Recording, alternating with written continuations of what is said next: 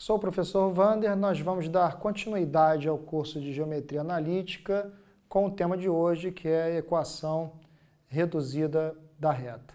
Bem, primeiro nós na aula anterior verificamos que, dados dois pontos, por um determinante, a gente consegue determinar o que nós chamamos de equação geral da reta. Aqui nós vamos fazer a mesma coisa, só que vamos utilizar esse ângulo e um ponto dado, e um segundo ponto que, na verdade, é chamado de ponto genérico, porque eu quero obter uma relação entre x e y, que define essa reta. Então, é uma demonstração rápida e bem tranquila. Eu vou fazer o seguinte, nós vamos fechar um triângulo retângulo nessa posição. Por quê? Porque nós vamos determinar os catetos em função de y menos y0 e de x menos x0. Então, esse cateto é y menos y0, esse cateto é x menos x0, e como nós temos aqui um paralelismo, eu mantenho esse ângulo θ dentro desse triângulo retângulo. E aí, através de geometria básica, geometria dentro do triângulo retângulo, nós temos a tangente desse ângulo como cateto oposto sobre cateto adjacente. Daí, então, vamos escrever isso, tangente de θ é y menos y0 sobre x menos x0. Lembrando que aqui nós teremos dados esse ponto P0 de coordenadas x0 e y0 e o ângulo. Nós somos capazes de definir uma reta dado um ponto e a inclinação em relação ao eixo x. Então, esse ângulo é dado, consequentemente, a tangente de θ também será dada. Vamos isolar o y, ficaria y menos y0 igual a tangente de θ, que multiplica x menos x0. A gente está dando um formato diferente da anterior. Aqui, na verdade, nós vamos isolar o y e nós vamos ver que vantagens que nós temos com esse formato em relação à equação da reta. Então, ficaria tangente de θ vezes x, tangente de θ vezes x0, e vou passar esse menos y0 para o outro lado, vai ficar mais y0. Como a gente tem tangente de θ, isso aqui vai dar um resultado que eu vou chamar de m. Como nós temos x0, y0 e tangente de θ, isso também vai dar um resultado numérico que eu vou batizar de n. Então, teremos aqui y igual a mx mais n. Então, esse é o formato que nós chamamos de equação reduzida da reta. E o que vai ser mais importante aqui para a gente? Nós vamos definir esse coeficiente de x, que vai ser denominado coeficiente angular da reta. Ok? E esse n será denominado coeficiente linear da reta. Ok? Então, chegamos aqui a um formato denominado equação reduzida da reta, que, na verdade, o que realmente nos interessa bastante é esse coeficiente de x. Esse coeficiente de x vai estar ligado à inclinação dessa reta. E nós temos três casos do coeficiente angular, dessa inclinação. Essa reta pode formar um ângulo agudo. Então, o nosso coeficiente angular, que é a tangente do ângulo, vai ser um número positivo, pode ser um ângulo obtuso. Então, com os nossos conhecimentos lá de trigonometria, a gente sabe que esse ângulo obtuso vai ter um valor negativo e, quando ele é paralelo ao eixo x, vai ser tangente de zero, que é zero.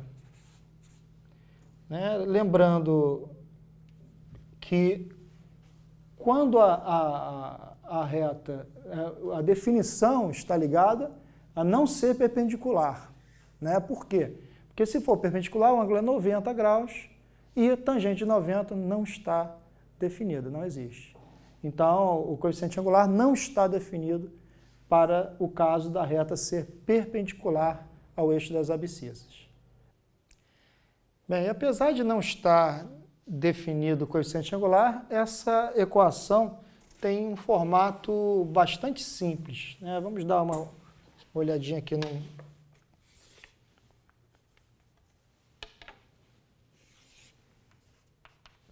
Né? Não, a equação vai ser x igual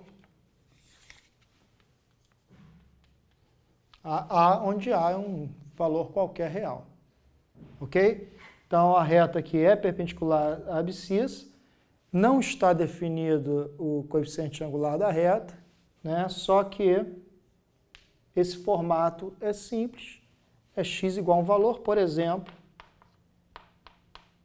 x igual a 3. Né? X igual a 3, o 3 não varia, ficaria em cima desse valor, né? E a equação seria x igual a 3, ok? Vamos a um exemplo. Bem, temos um exemplo aqui que é para determinar a equação reduzida da reta que passa pelos pontos A, menos 1, 3 e B, 2, 5. Então, eu já sei que o formato dessa equação reduzida é y igual a mx mais n. M é o coeficiente angular que nós já vimos lá que para determinar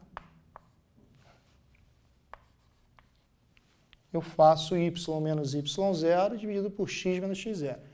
Não importando aqui quem é y, quem é y0, desde que eu mantenha uma ordem no numerador e no denominador. Né? Então, vamos já fazer esse cálculo.